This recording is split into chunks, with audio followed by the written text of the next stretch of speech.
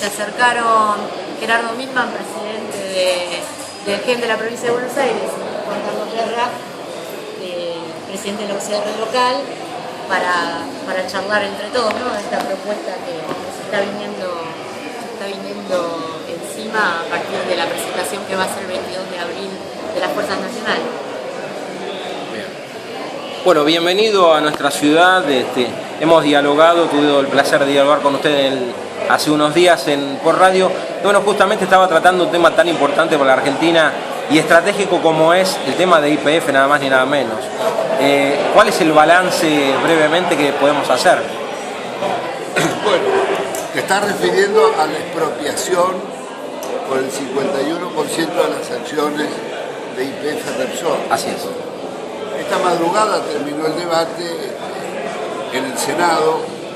Bueno, se impuso el proyecto de la mayoría y que fue seriamente cuestionado por el conjunto de los senadores de la Unión Cívica Radical y el interbloque FAB UNEN-ARI, 18 senadores. Hubo otros que se abstuvieron, el PRO y el peronismo federal. Bueno, nosotros lo hemos cuestionado por muchas razones, sería largo enumerarlo ahora. En primer lugar, creemos de que se ha pagado un precio excesivo, que el dictamen del Tribunal de Tasación dibujó un precio a medida del acuerdo que el 26 de noviembre pasado se convino entre Repsol e YPF. Los diarios españoles todos titularon en esa fecha: se ha acordado el pago de $5.000 millones en concepto de indemnización. A partir de ahí el Tribunal de Tasación hizo un dibujo y en un trabajo de 20 carillas pudo tasar 126.000 propiedades, 270 y tantos inmuebles y cientos de otros bienes. Piensen ustedes que YPF es la primera compañía de la Argentina. Destilerías, estaciones de servicio, depósitos, maquinarias, 29.000 pozos. 29.000 pozos. Por supuesto que no hicieron la auditoría de reservas de lo que tenía como reservas cada uno de esos pozos. Todo esto está dibujado, sería largo hacer la enumeración. Y mucho menos el dictamen del Tribunal de Tasación contempla las indemnizaciones para recomponer o reconstruir lo dañado, porque acá se ha producido un verdadero estrago ambiental. Pensemos nosotros que en las regiones donde se está produciendo, hay explotación de petróleo, las aguadas y las napas de agua están contaminadas con hidrocarburos. No se puede tomar esa agua. Ha habido ya decenas de denuncias, juicios ganados, obligación de la provincia y de Repsol de llevar agua hasta para los animales. La explotación petrolera es altamente contaminante. Cuando no hay una autoridad que pueda velar por el cuidado del medio ambiente, se produce que todos los desechos petroleros se depositan al costado de los pozos, de los equipos. Cuando llueve o nieva, todo aquello rebasa y corre por los cañadones. En síntesis, las pasturas de esas regiones están muy contaminadas con metales pesados y las aguas no solamente con hidrocarburos, sino con metales pesados. Son innumerables las consultoras que han trabajado. Esto no es nuevo, son 20 años. Hay que decir también que esto no es solo Repsol. Todas las petroleras de todos los colores han producido semejante daño.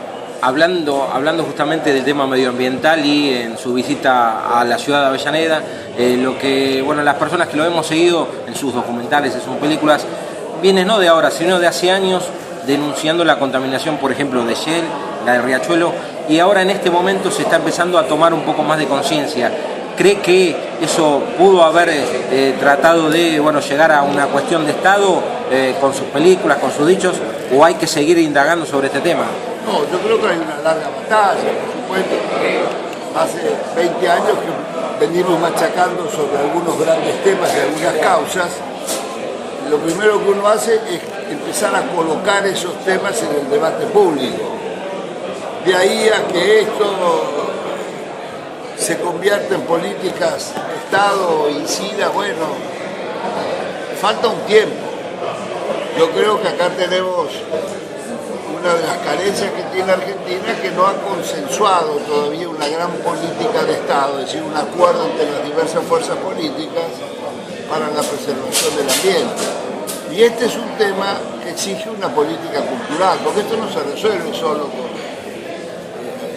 acá la contaminación forma parte de una manera... Yo vengo de una generación donde no teníamos, jamás se hablaba de estos temas.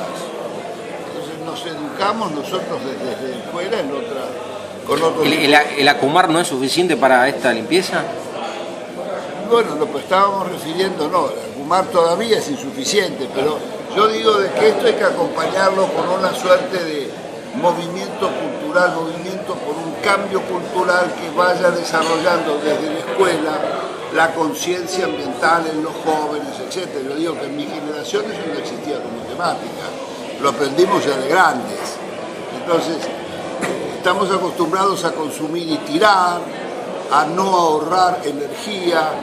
La energía, cada vez que prendemos la luz, etc., está producida por quemando gas o quemando en otros lugares carbón o fueloil, y esto es de lo que más produce, genera gases de efecto invernadero, que es lo que más contribuye al calentamiento global. Es decir, esto es una cadena, y todo el transporte funciona quemando hidrocarburos.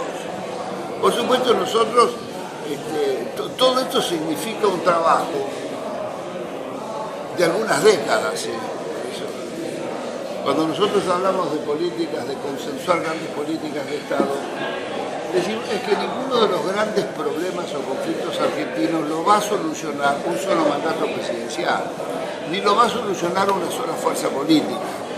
Por eso yo estoy convencido, y trabajo hace mucho tiempo por la unidad, de un gran espacio ciudadano alrededor de un núcleo de coincidencias básicas: más y mejor institucionalidad, más y mejor república, más y mejor democracia, defensa de los bienes comunes y el medio ambiente, reconstrucción de un transporte para tener un transporte que agreda menos al medio ambiente y que sea más seguro. Piensen que el modelo automotor nos deja de 8.000 a 9.000 muertos al año en las rutas.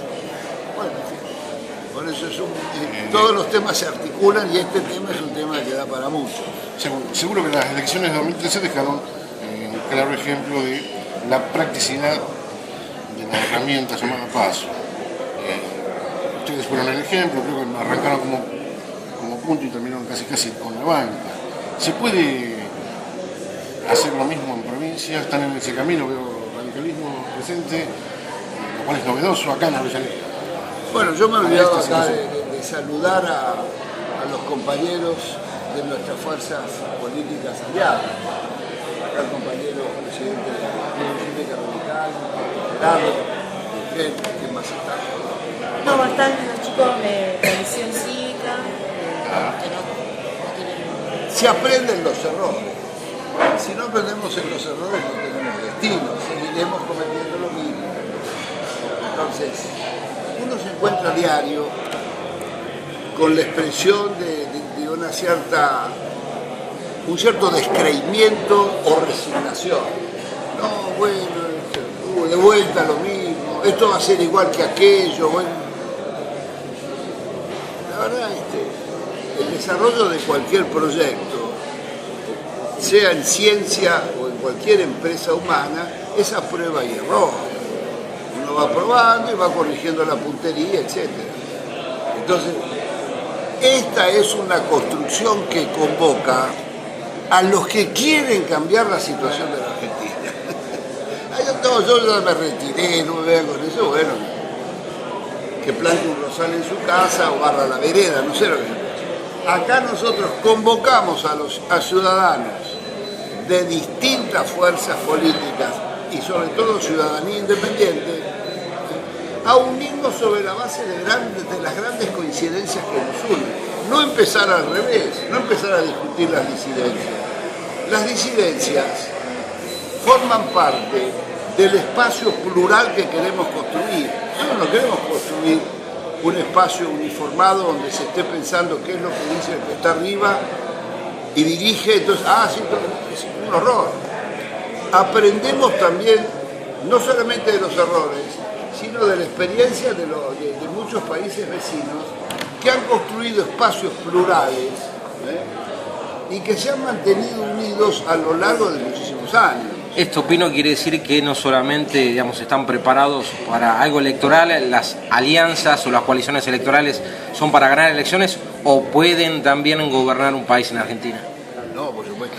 Las alianzas electorales las hacemos con el objetivo de gobernar el territorio en el cual estamos compitiendo, si se Avellaneda o la provincia o la república entera, sin construir una nueva y gran mayoría o un espacio que tenga potencialidad de disputar poder político. Lo que estaríamos haciendo es repetir una vez más el nacimiento de un espacio testimonial que tiene buena opinión, que es mucho menos conflictivo y que todo es muchísimo más sencillo, pero la ve de afuera. Sin vocación de poder. Se sube a la tribuna y en las últimas gradas ve de lejos el partido. Sin remordimientos veo, porque que está hace rato cubriendo periodismo en Avellaneda, recuerda que usted hizo que en Avellaneda 24 concejales vayan a declarar a Lomas de Zamora, que están presentes Juan Carlos Guerra, y los veo juntos y sin bronca, y esto me parece bárbaro. No, vuelvo a decir, uno aprende de los errores. Entonces lo mejor que podemos contribuir a la política nacional, sobre todo los que ya somos grandes, es contribuir a la construcción de un espacio plural que tenga reglas internas claras y que hoy es posible ese espacio plural porque hoy existe una ley de internas simultáneas y obligatorias. Sinceramente, sin ese instrumento lo veo difícil, porque es muy difícil mantener la unidad del espacio y dar una solución democrática, es decir, dar una solución que la ciudadanía participe en esa solución votando, le da respuesta y posibilita que cada uno de los sectores que quiera competir lo haga. Acá no va a decidir ninguno de nosotros, va a decidir el ciudadano que ese día va a votar, y va a votar una sola vez. Va a votar por alguna de las fuerzas que compiten en este espacio o va a votar por otras fuerzas de otro espacio. Entonces, esa es una garantía y un instrumento que posibilita construir esa fuerza y por representación proporcional, finalmente las 2, 3, 4, 5, las listas que sean, se funden en una sola. Dijeron en la Ciudad de Buenos Aires todos los políticos, los oponentes, esto se desarma al día siguiente. Y la verdad que no. Y la verdad que no, porque algo hemos aprendido. Al día siguiente, estas fuerzas siguieron haciendo campaña, todas juntas. Hoy yo soy presidente de UNE de la Ciudad de Buenos Aires y mi contrincante en las PASO, como candidato a senador, el talentoso Rodolfo Terraño, fue mi contrincante y hoy es vicepresidente de UNE. Y todos trabajamos unidos y hicimos una estupenda elección. En las PASO, este cocoliche, como algunos dijeron, le ganó al PRO las PASO, las internas las ganó UNE. Y después salimos muy bien en la general. Esta experiencia de habernos mantenido unidos, que es la experiencia de los uruguayos, de los chilenos, de los brasileños, hacia adentro, piensen ustedes que en el Frente Amplio hay 26 organizaciones políticas, que desde el Pepe Mujica a Tabaré Vázquez y Darío Astori hay diferencias enormes. ¿Considera que la dirigencia argentina tiene esta madurez política hoy? Yo creo que sí, lo acaba de demostrar. Acabamos de hacer las PASO, acabamos de hacer estas 2 elecciones el año pasado y hay conciencia en la dirigencia. Tal es así que el día 22 de abril se realizará un acto público en el Cine Teatro Broadway de la capital federal, donde los 8 partidos políticos nacionales conforman este espacio progresista UNE. Se lanza nacionalmente. Se lanza nacionalmente, ahí se expondrán las bases programáticas y las bases de acuerdo. Pero esto ya es una experiencia que va a ser tomado a nivel nacional, por lo menos desde nuestro espacio. Otros espacios seguirán separados, no lo utilizarán, pero nosotros creemos que este instrumento es un instrumento muy válido y lo vamos a poner en práctica. Pino, la última, teniendo en cuenta este fin de ciclo de la década kirchnerista, digo, ¿qué prioridades, y más allá de llegue quien llegue a la presidencia, considera que sí o sí tienen que tener el nuevo presidente en la Argentina? Bueno, prioridades.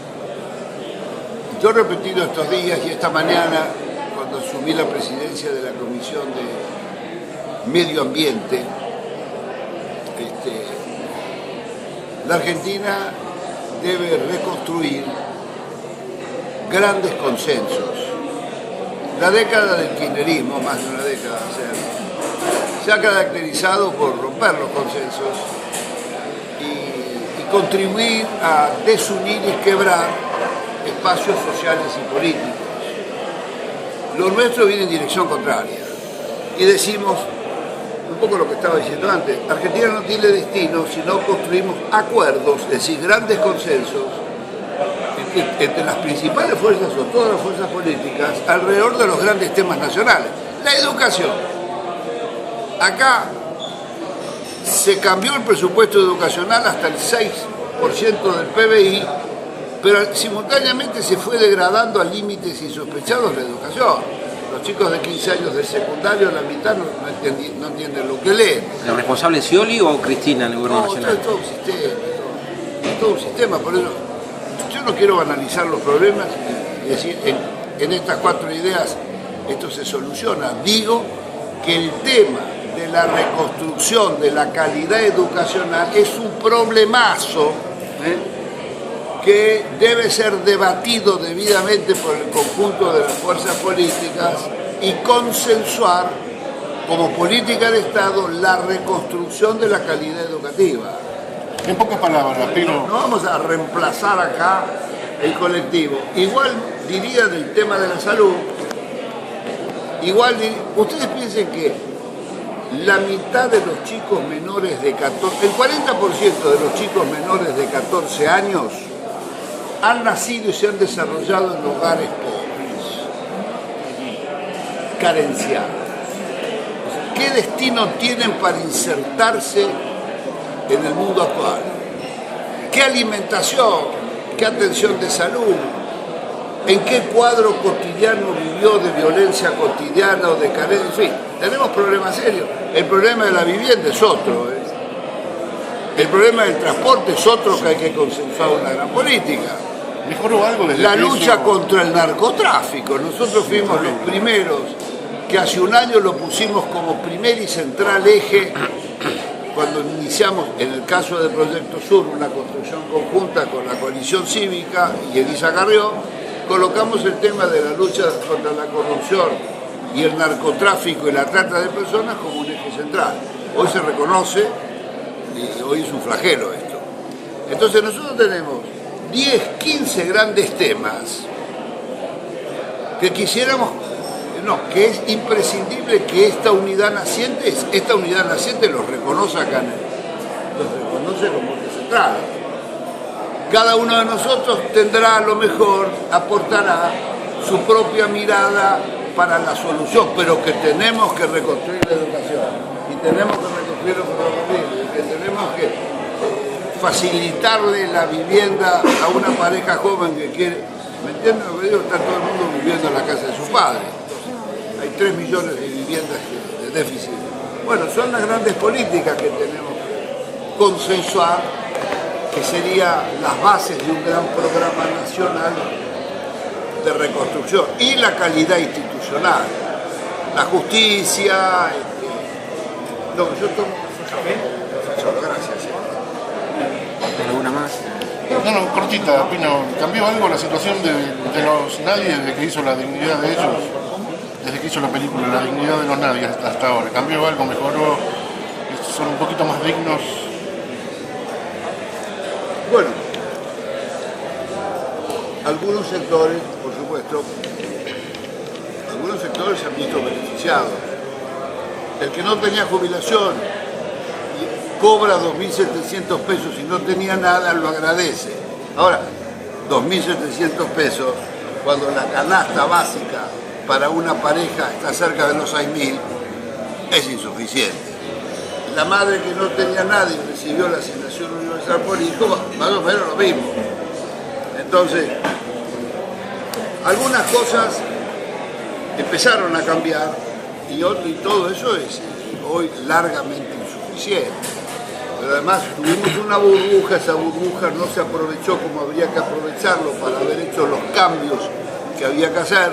Si a eso le agregamos una corrupción estructural donde el sobreprecio de la obra pública es política de Estado y donde la falsificación de la estadística pública es política de Estado, terminamos con un ciudadano que no cree nada en la palabra oficial, no cree nada en los partes del Ministerio de Economía, no cree nada. Es el sálvese quien pueda. Entonces, el dinero que a lo mejor lo invertía en un plazo o en el aparato productivo, hoy lo mete abajo del colchón y está esperando a ver que vengan los nuevos para... Gracias.